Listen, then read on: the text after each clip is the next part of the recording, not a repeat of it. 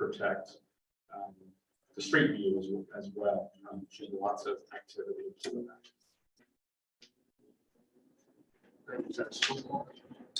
Is stucco, so it's going to be most likely sea view. There's some vegetation across from that, so we want that to be something.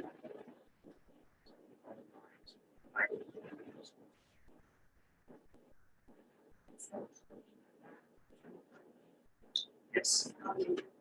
There's a shared access alleyway on the street. There are several property owners share access and ownership of that. So that would be access used for that. So the intent is that they would more than likely parallel park and go into the front office, check in. So, they do have the option to park in the back and walk from the complex to the office. They do. But we certainly see the parking in the back as being one of the main advantages of this design, and try and keep the character of the street. Did I understand you to say that neither unit 1 nor unit 8 can be moved back any as suggested by staff? So instead, That would be, yes, that would be our preference, to not move those units back, and that we have a series of private courtyard spaces in between each of these cottages that we have with that layout, to get that layout to work. And so pushing them back would just kind of create a chain reaction of changing all of those cottages and all those spaces further back to achieve our concept. Other questions? For city staff, so Anna, what would be your recommendation for pushing back the cottage 1 and number 8 to give enough separation? Probably to the ridge line of the main structure you see there. How many feet is that? It's probably going to be about 10 feet or so. You've got room back here.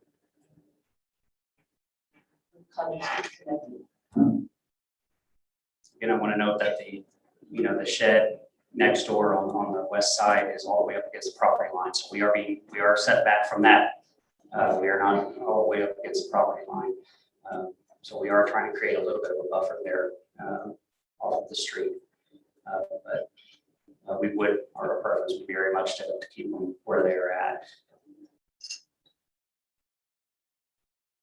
So are you suggesting if they move the cottages back, that they move the wall back also, or just the cottages?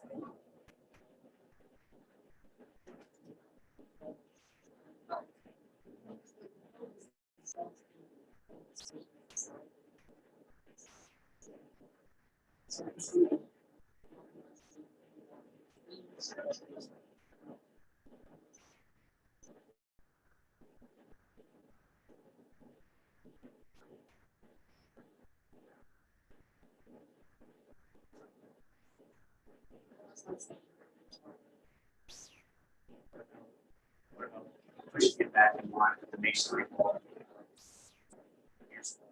That's a big round.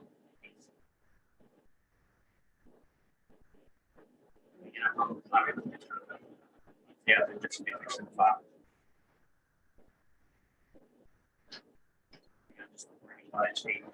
That back to get the visibility for it, and it'd be in line with the storage. Right.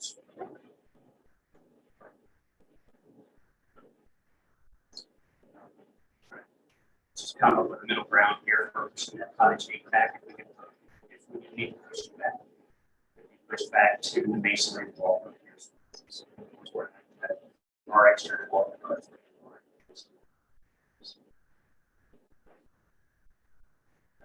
Specifically referring to cottage 8, I do feel that cottage 1 can still be where it is just because of the relationship to the shed. It's already on the property line next door. If you push it back, you're going to have a greater view of the shed. So either I don't see any advantage to pushing cottage 1 because we already have a shed that's right on.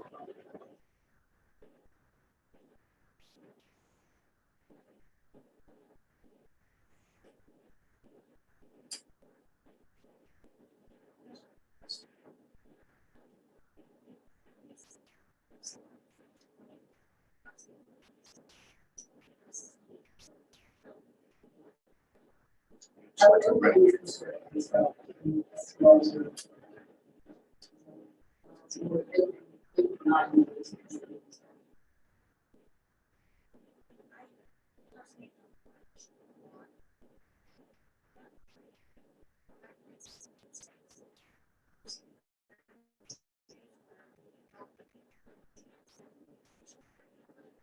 And here there's many examples of applications.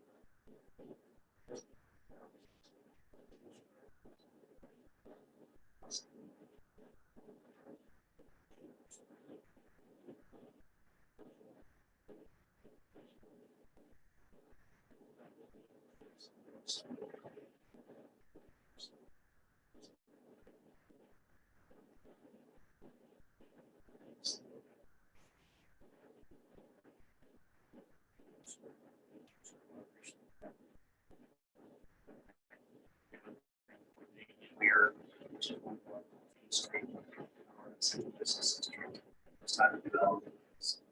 It's fun.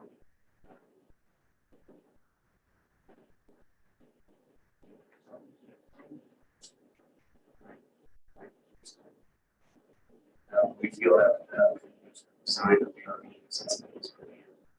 this area. The other in Austin. I feel like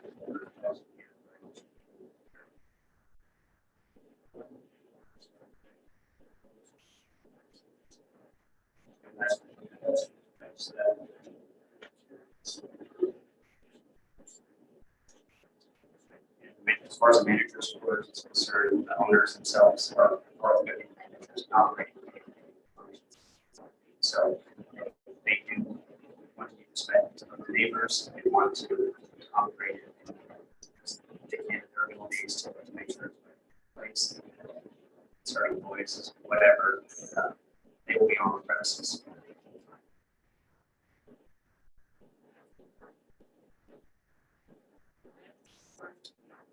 That's correct.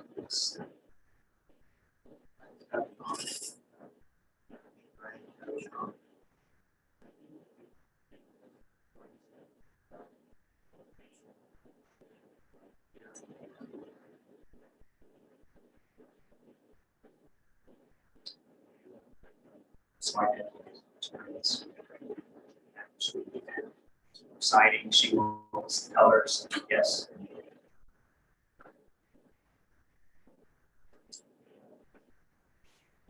Those are the roof for all structures. Siding is essentially white. Charcoal or black. Lots of contrast. The gates are going to be very similar to what you see here from where it's the main structure up front is going to be a painted brick. That's essentially it's a mineral paint, so it's a very textured paint, similar to a very thin. There's some texture to it.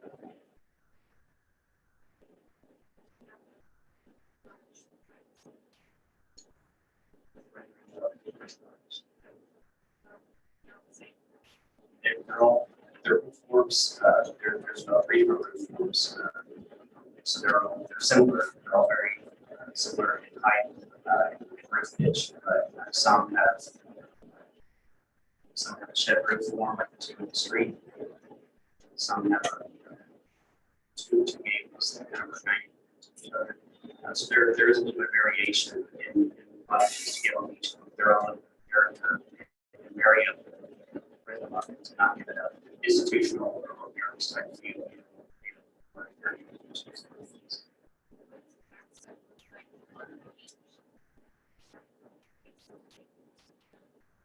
Should be able to see that from the street. Is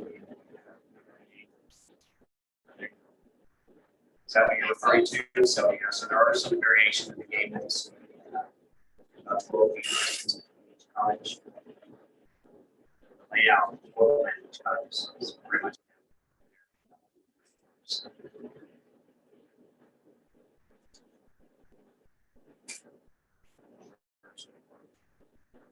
Intending to put a lot of landscaping there, that's the whole focus, the whole goal of this is to create rights and trees, landscaping throughout, plenty of trees, vegetation throughout.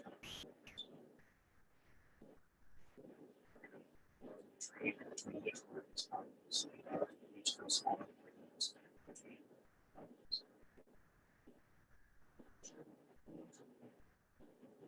So,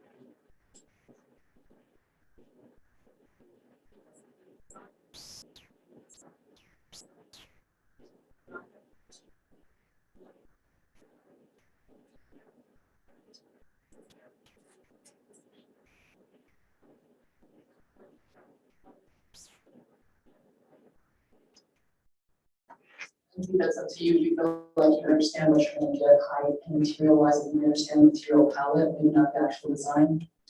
What those are gonna look like internally, but again, I don't know that you'll see that from the courtyard viewpoint. So I think from the exterior, the street view, I think it's a pretty good representation, but it's not an elevation.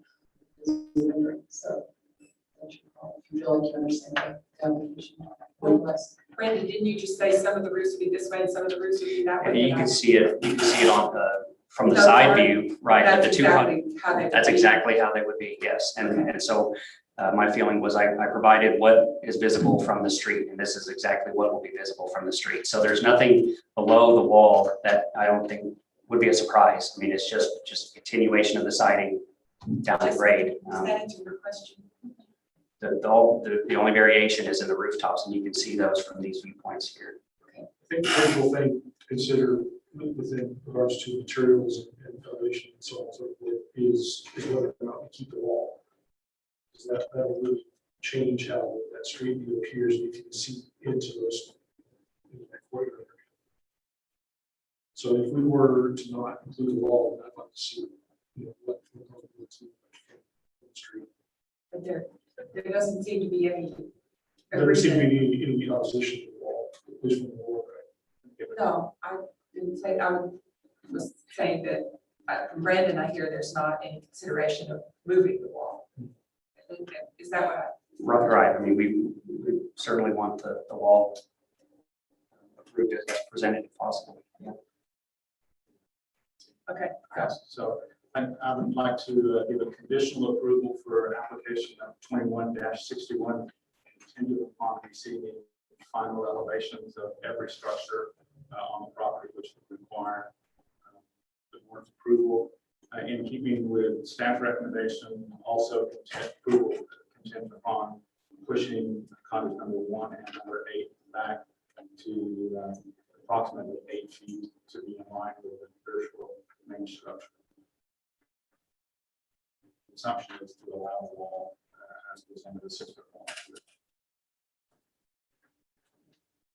Is there a second to that motion? Dave's motion, does that need to include the demolition of the existing structure? Yes. Yeah. As presented. It's- So is that a second? Okay. Anybody have any questions about the motion? Any discussion on the motion? So it's a conditional approval of the concept. Cottages pushed back, right? And the only additional comment is that the only reason why I'm approving this, it is in the central business district. The density is quite good. So you have certain privilege. Everybody understands the motion? I'll call it the vote. Go ahead, Brad. Just to clarify, real quick, the wall in front, you are saying approve, saying per staff's recommendation to remove it or to leave it like as designed? as presented in the application to allow the 6-foot privacy. So it's just moving the cottage back, so you have a better view of the hybrid visual house. All move back. No, that's not That's not David's part motion, of the statute. so vote accordingly. All in favor, say aye. Opposed, same sign. Aye. So I'll vote. Okay, do this again. By hands. All in favor of David's motion, raise your hand. All opposed to David's motion?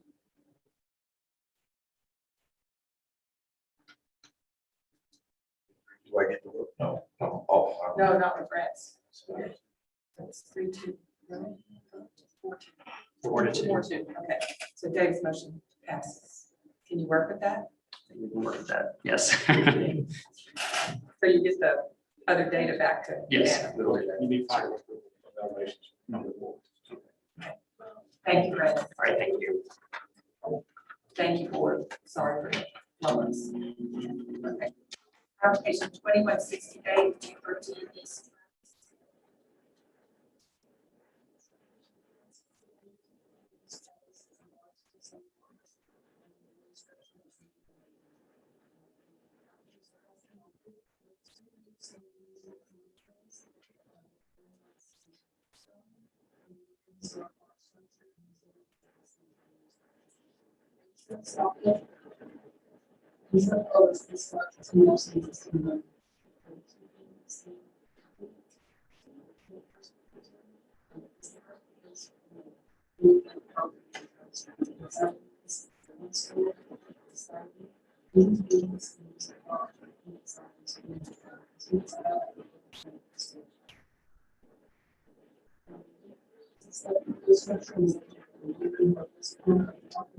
This design consists of a 2-story with an exterior consistent with unit 2. They both have stucco, painted wood, and painted fascia trim to match the existing structure, and also using vintage timbers and stone accents. The footprint of unit 3 is approximately 355 square feet smaller than unit 2, with the design intentions of looking like a carriage room or guest quarters. I've cited the relevant Secretary of Interior Standards number 9 and 10 for new construction, and the Fredericksburg design guidelines for new construction. Staff recommendation: the lot is in question is an oversized lot and has R2 zoning. The proposed new STR units are the maximum allowed by density, setback, and parking requirements. The style of the structures are modern interpretation using historic and common materials. However, the proximity of the structures crowd the lot in an unusual development pattern. The typical development pattern includes a main structure in the front with an accessory structure in the rear. Main houses on this block of East Travis has significantly more space between them than the proposed new addition. The new front house, unit 2, is only 17 feet from the historic structure. The new rear structure, unit 3, appears to be only 5 feet behind the front structure, unit 2. The sizes should be reduced to have more of a cottage appearance to allow more spacing between the structures and to better mimic the traditional development pattern. The number of units dictates the number of parking spots. This layout requires 3 parking spots in the front yard. The design guidelines recommend minimizing the physical and visual impact of parking. Staff recommends the existing rock wall be retained. This recommendation is in keeping with the Fredericksburg Historic District design guidelines for new construction.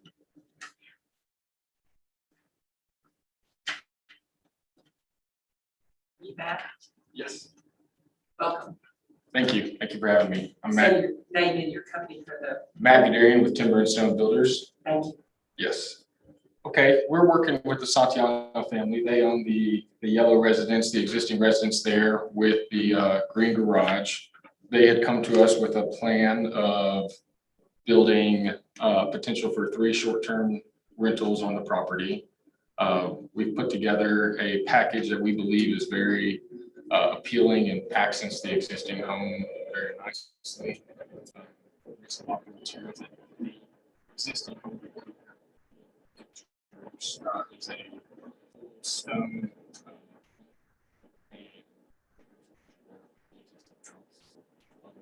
It's the plan to match match the roof line. We don't try to mimic the existing home, but rather use the same and similar materials and accent pieces in the new construction. We agree that the rock wall is important there, and we plan on preserving it as part of the plan. The lot, the existing lot has two existing driveway cuts. It makes it appear that at one time it was set up to be two separate lots. So we're looking at that, take that into consideration with the spacing. We are not proposing cuts or anything like that. We utilize everything that's there and hold back these existing boundaries. While we are going up to the maximum in lot size and parking, feel like the maximum is set for a reason, because that is the maximum of what is acceptable.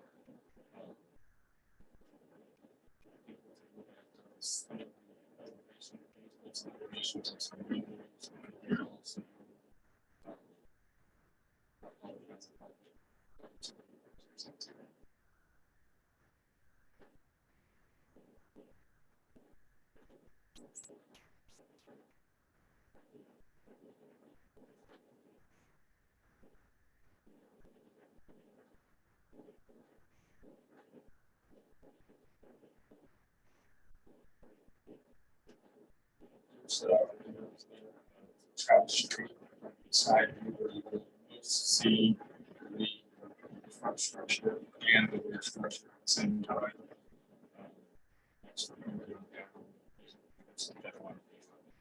There you can see we're incorporating wood siding, accent colors on the fascia, soffit, and window trim. Incorporating that rock into accent pieces around the property, and also using snow to highlight some of the typical building styles that you've seen in this literature.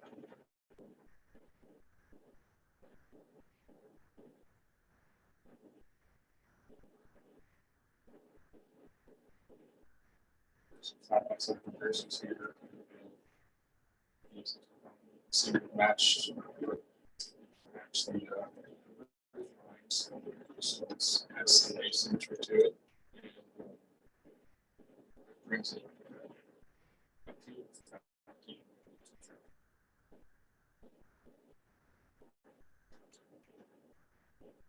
The family that bought the property last year intends on staying in the single family home, so they can go next to it and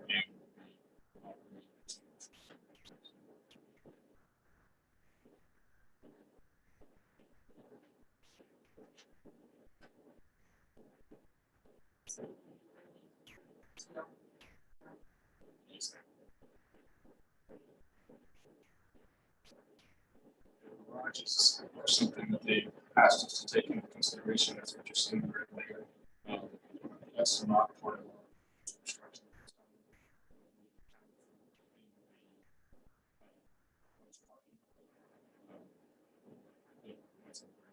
It's an existing garage.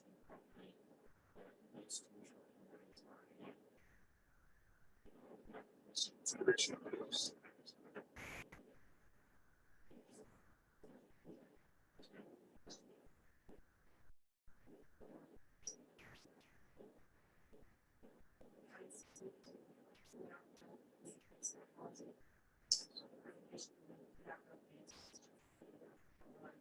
Yes, ma'am.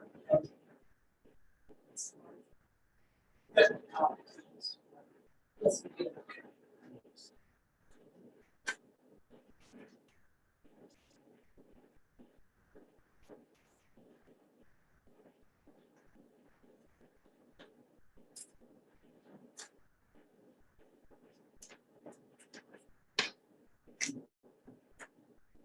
Thanks for the chance to speak with you guys tonight. I appreciate it. My name's David Hawes. My family owns 3 long-term houses in Fredericksburg. We want to share our concern with the proposed building plan at 213 East Travis, next door to our house at 209. The plan includes 6 STR units on only 0.4 acre. The development density is excessive, it's unreasonable, and out of character for the block we feel. Approved, it sets a terrible precedent for the future of both development properties, especially on the 200 block, which currently has 10 houses.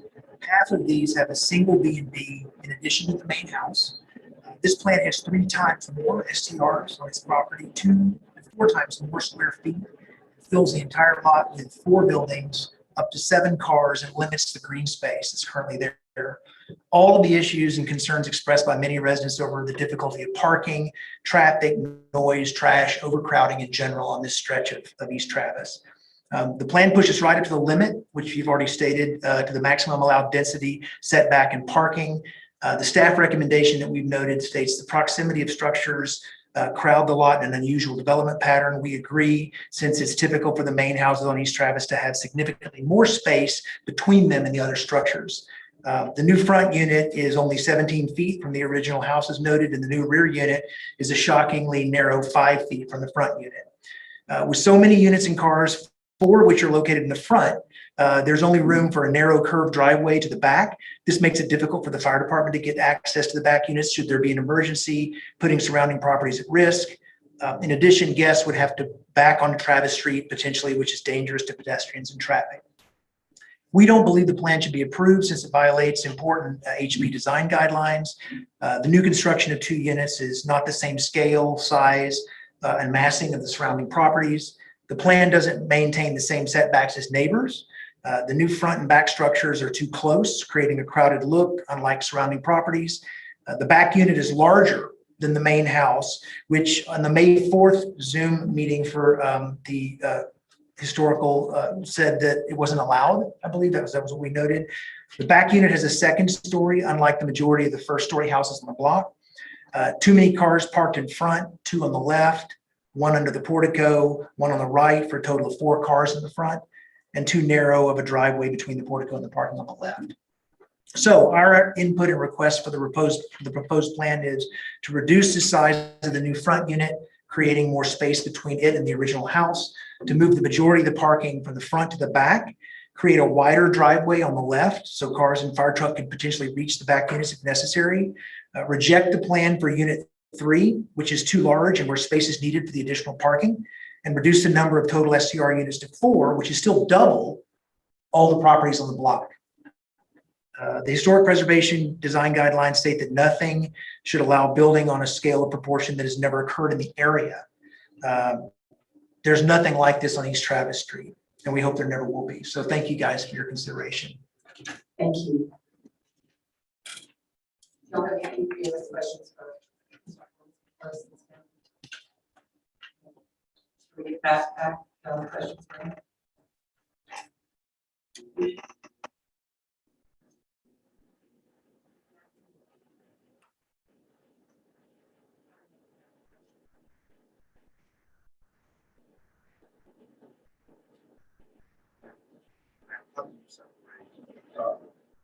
Back into that.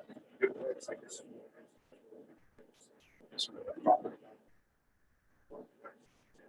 The intent there is to put a back side there to give the privacy between the acres.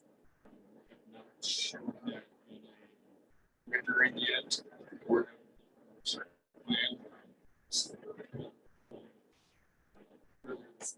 something that we talked about the thing that's after the project.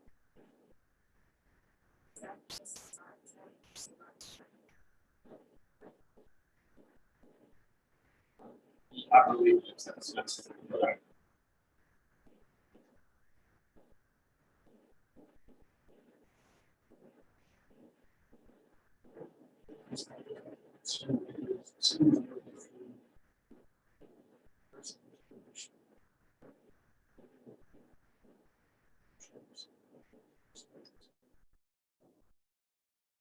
Daniel, I guess, what are our options for waiting on the city to make those adjustments? My concern is this is in R2 zoning, and that's something specifically that they're looking to address with the new ordinances. I don't think you can use that as justification to not take action And you've got 60 days under the ordinance for the historic review board to take action on a certificate of appropriateness.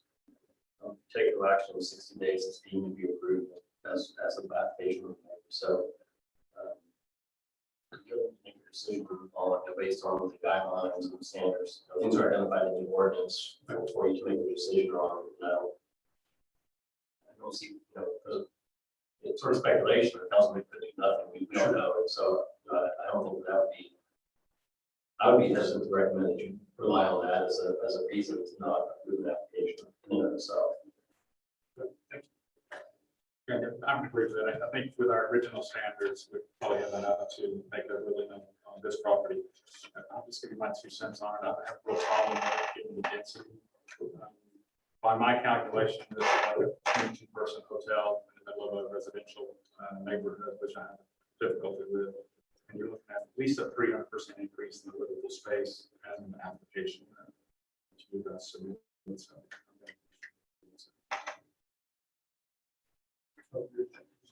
I concur with you. it's really not up to me to tell you how to resubmit it, but just even the application.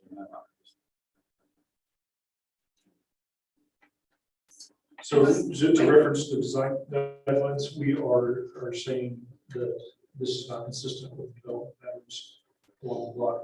In my view, based on our current design guidelines, the mass and the scale is too excessive in this thing. Jessica, what were you going to say? Well, so as far as residential areas, I just feel like the driveways, I think it could be cleaner. So basically putting them all in one spot in the back would be what I would like to see. And so I think as a short-term rental, driving up, it's going to be very confusing for the guests as well. And they're not going to know which driveway to take. And then that means that you're going to have to put up a bunch of signs, which your neighbors are not going to like to see, the city's not going to like to see either. So I would just rethink this parking situation. And for me, the red building is too close. It needs to be set back from the historic building. Okay, can I get a motion? Did you want to respond? No, ma'am. We have to hear what you have to say. Can I get a motion? I'll make a motion to deny application 21-68. Any other discussion? All in favor, say aye. Aye. Opposed, say sign. Thank That's you. okay. Thank y'all.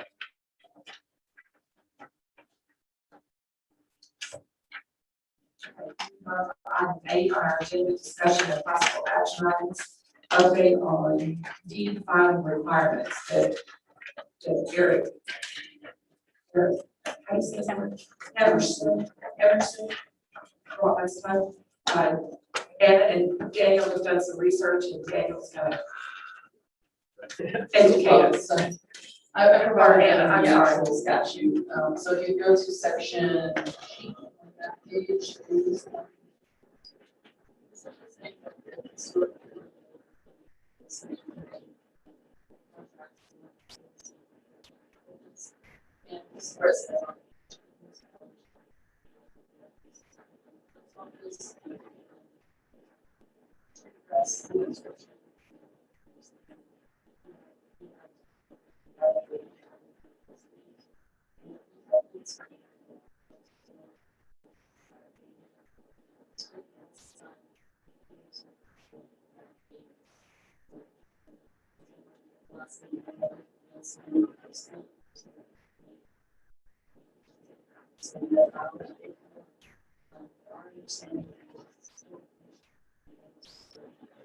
This statute.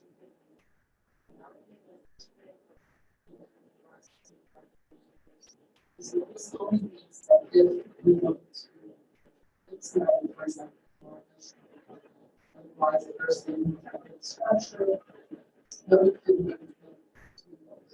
And so to be able to make them do that, we would have to have it filed in the county records. So we do now, and we will continue to do that as we create individual landmarks. Pretty good. Did you have something to add? No, it's not really. I mean, if somebody circumvents the, doesn't get a building permit or doesn't get a demo permit, just decides they're gonna tear down the historic structure. Like all around these as a city. So this statute was created, which gives the city additional remedies to those damages or compel them to reconstruct it using, it's taking some of the original materials that were torn down, they can compel them to use those to try to recreate what was there. But for the city to have that option as a remedy, you have to first report that document that identifies everything in the city that's historic. It's designated as historic by the city. And so, as Anna said, we had started doing that for the individual landmarks that came before the board in the last few years.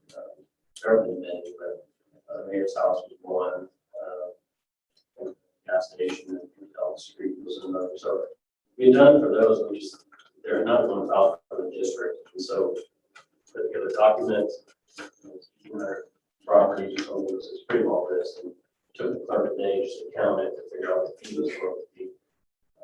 But we got recorded, so from this point forward, now we do have that remedy available if somebody demos the building. We'll take some other action to first affects the structure, and the city has additional remedies to compel them to be constructed or pay damages to the city and the city could be building.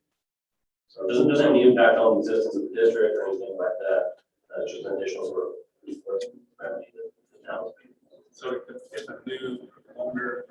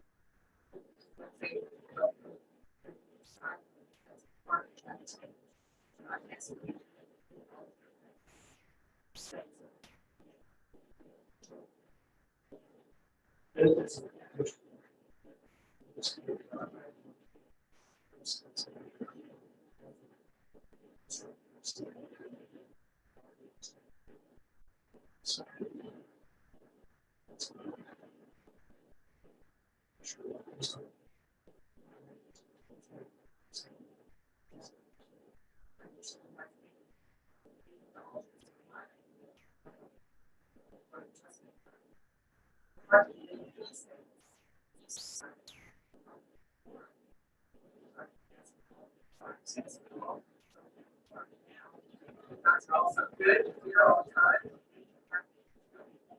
Sorry. So.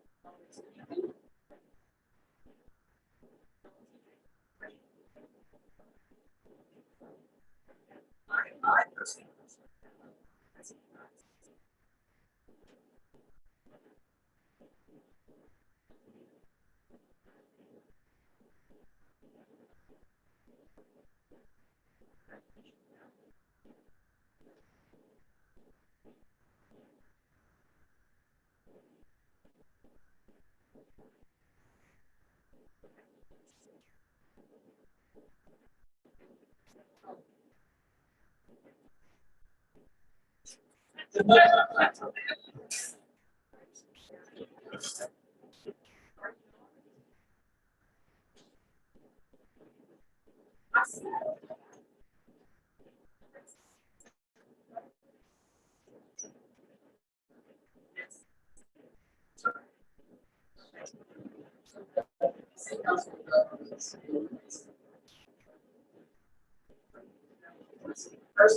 meeting or second?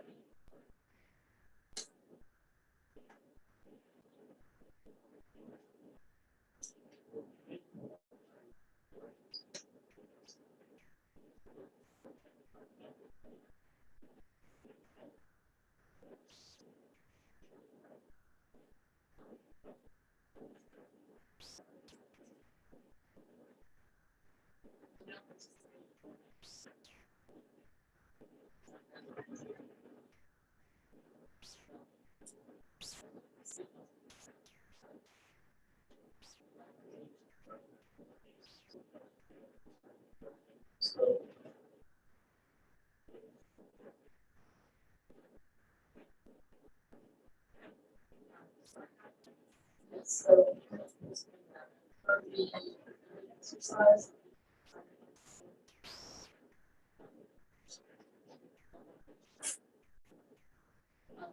So, for example,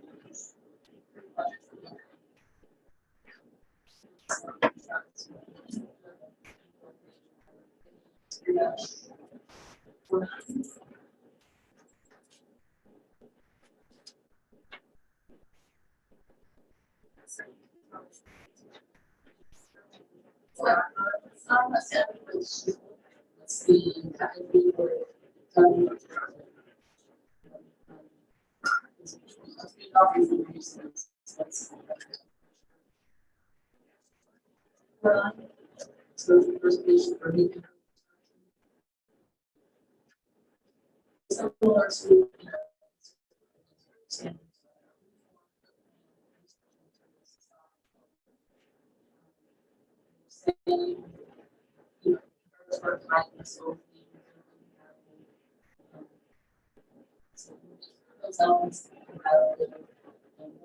One aspect is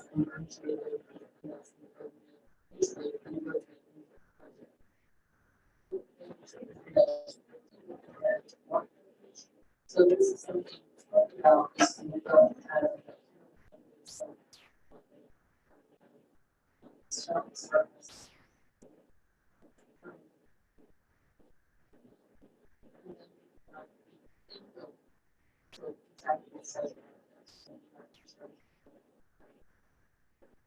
So we still do pay.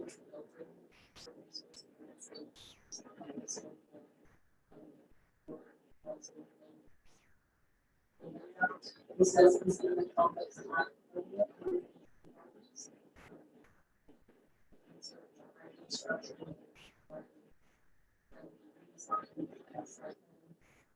the characteristic features of the prevalent neighborhood complex. I'm still just considering maintaining historic site development pattern.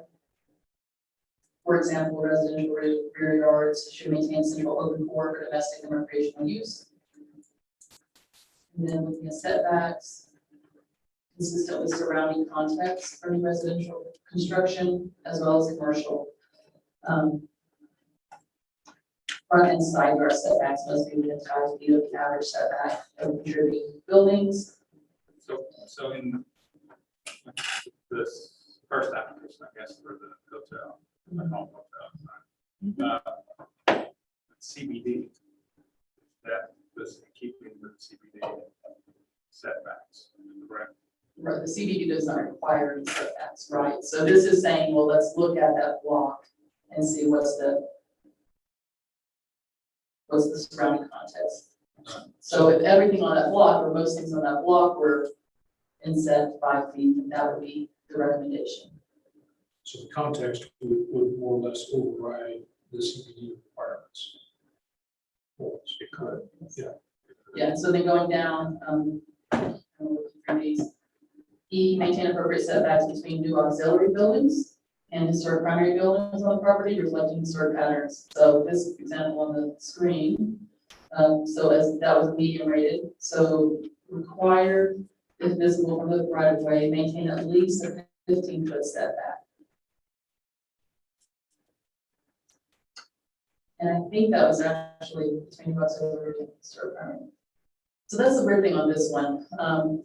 You know, they really treated it like a new primary building, almost like they had two lots. And I think you were thinking, I should probably clarify that. 15 would be thinking about consider inside. Because that's 17, which is still crowded.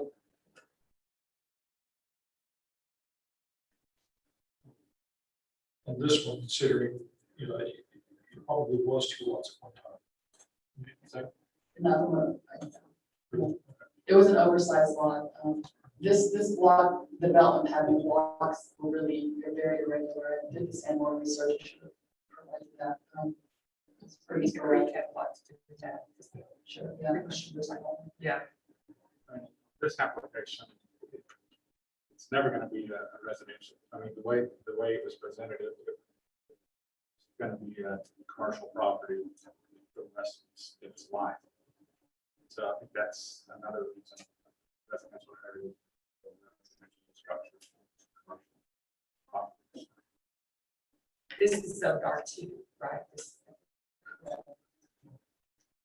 Let's see, this is the maximum lot. Point to make, I think that's the discussions we've had, sorry.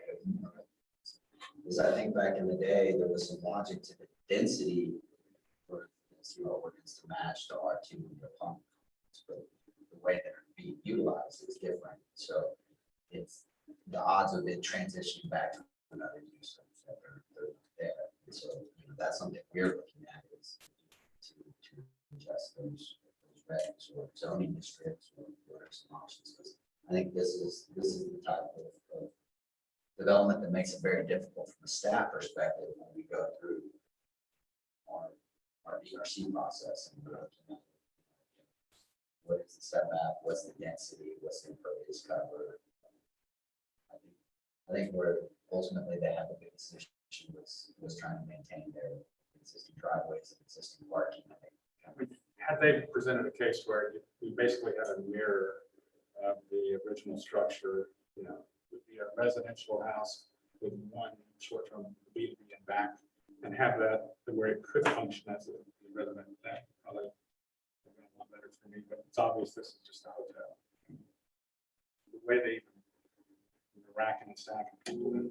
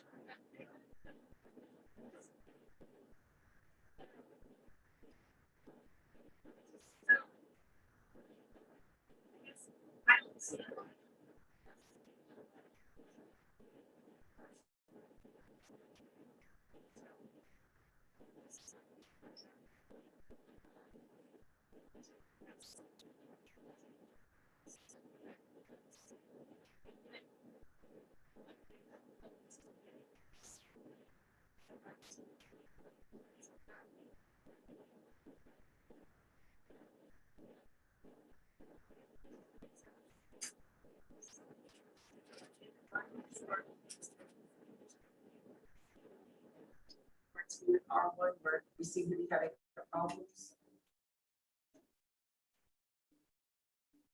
I don't know if it's It says, let me read again what it says, sorry. So D, setbacks for new residential construction, as well as commercial construction on Main Street west of Milo. Front and side yard setbacks must be within 5 feet of the average setback of contributing buildings on the same block. So on the Austin Street, we would have been looking at the average setbacks, Not the zone. not the zone. So we can still have some. Because zoning is used, and so you guys, doesn't matter to you how they're using the property. If you want to call it a hotel or SDR, that's not your purview, it's the design, how it looks. So that's, yes, that's what this is saying, this D, match the look, and this is saying it more explicitly than just what we have currently. I think to clarify too on the setbacks is on the average use for say the CBD, there's a subtle difference between allowing a 0-foot setback and requiring a 0-foot setback. So some cities that you go to, that they want that front end loading building, they require their minimum and maximum is 0. It's the same. So you're not allowed to push that building off. Here, it wasn't a requirement for it to be up there. So that it was there doesn't mean, well, it's a CBD. So I think from where I see the standards are working, I think the issues we have with development patterns probably needs to be more addressed in the zoning, not the historic guidelines, because they have two different functions. I think obviously character preservation is the goal of the HRB. We're having issues with setbacks and densities and impervious cover, then we need to address that through the zoning so that. And yeah, that's what we're talking about, because the CBD zoning is there to allow the uses we want in downtown. But on Austin Street, San Antonio Street, where we have CBD zoning, to actually imagine that every empty lot can be lot line to lot line. It's obviously totally, yeah. So this is what we're presenting. If you think that would be, kind of get at those issues. Yeah, is there any potential use of overlay districts or anything like that? I mean, I guess that's what CBD is. CBD is the historic district is the overlay district. Right. Yeah. the historic And district I've is seen the- some cities that have more than one overlay within the historic district. Yes, I mean, From staff perspective, I would say, let's not do Let's not overlay, go down that overlay, on top of overlay. Yeah. And then keeping it simple, sometimes a little bit better. Sure. Yeah, and I think zoning is really where you got to focus. it's almost, when we talk about this as well, it's really more of a form-based zoning, right, in the historic district. And again, we're allowing a lot of uses, but it's the form that we care about. I think some of our bigger and nicer houses, city are also central. That's a problem. So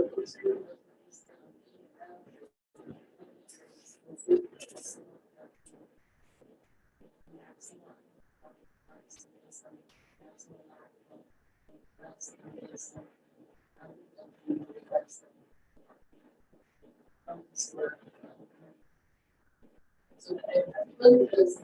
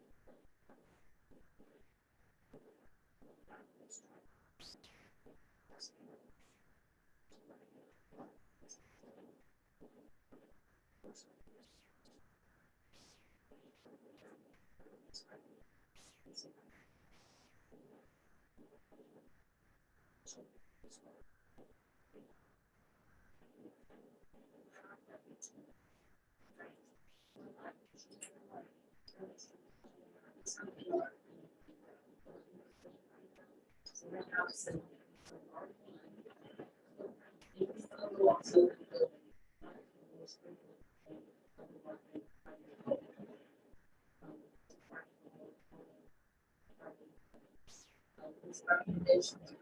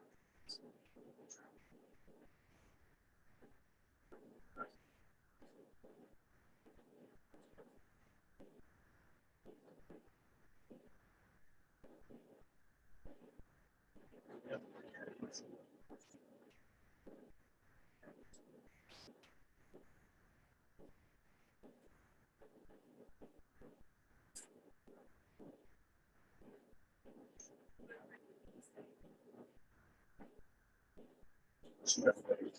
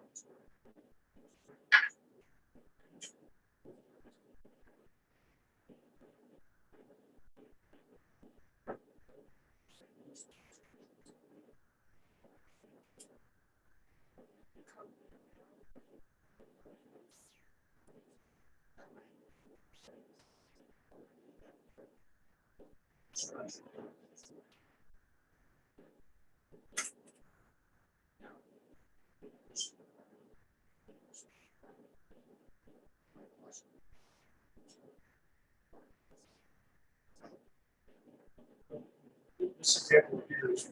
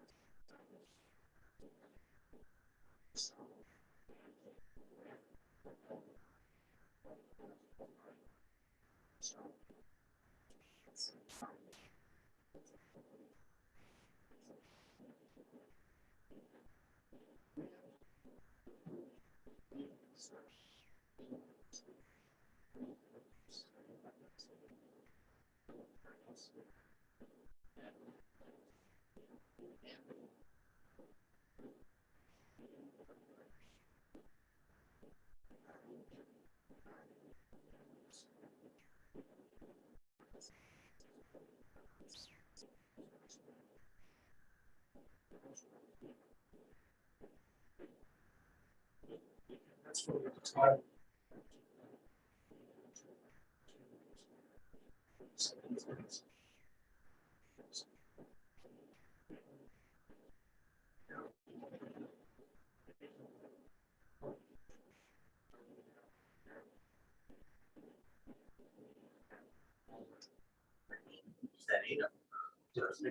But we should another way that they can try and get in. Yeah, but we didn't approve that. Yeah, We did want to approve Saturday, and I would say that was like our test. Make one. But it has expired since. I mean, I think Ken and I have seen concepts that when we first saw it on paper, like our first thought was, this looks like a short-term rental. There wasn't much parking, so we weren't sure what we were going on. We met with him and it was just really nice, large house with a different lifestyle approach. And so there was bedrooms and there was guest houses and it was all tied in. And it's just parking for the owners. And so I would say your judgment's not based on the use, whether it's an STR compound, whether it's just a really big house that sleeps a lot of people. I mean, there are some historically big families. I'm not saying I'm being selective what we do. I just think it's deteriorating our mission. So much stuff on the resident, like that first one, also Street, there's 3 houses that are probably less than 1,500 square feet each, and all 3 historical. And now you have, 10 structures there. And I know that's really nice for those people who say they're gonna live there, but they look pretty old to me. Plus, How long will they live there? plus the fact that, somebody's gonna come in and offer them $500,000 profit, and then we have, I'm telling you up there running. I just don't, I don't feel comfortable keeping approving such massive things next to our historical buildings. I don't care where it is. And I think that's the tack you need to take, whether it's a short-term rental complex or just, like I said, a mansion that's setback to setback and 2 stories and no articulation. I think you follow the guidelines and do what you can.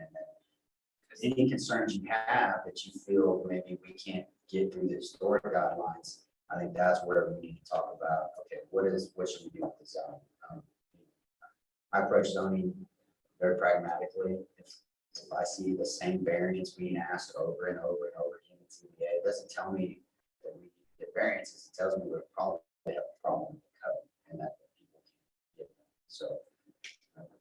we're having issues development pattern wise in the historic district, if it's the same one over and over, then we probably need to kind of look and see what's causing that. Is it massing, is it scale, is it lack of impervious cover? What those are, and try to do it that way. I have a question. About precedent, Daniel, like, we approved sugar berries, we approved the Bavarian Village, they tell me, and so now if we come back and disapprove this, or had we disapproved the one on Austin Street, they're just like ones we've already approved, have we get our tail in a crack that way? Or your tail? Not if you can distinguish between the two. I think that real estate is unique in that it's, everything is, I mean, it's unique to its location.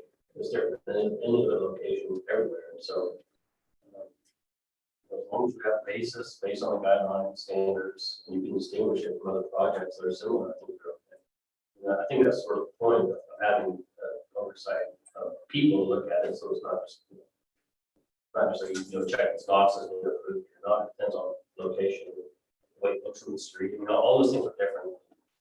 The neighbors are, the properties around it. So then showing us all those properties that have the high walls around them is irrelevant, really. What Anna had to say should overpower the pictures that he gave us. Is that what my understanding you to say?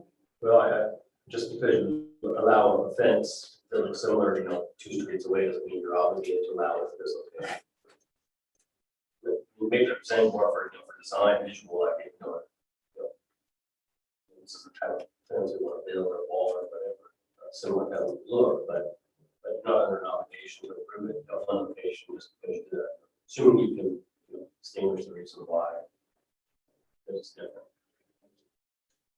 So Larry, to your point,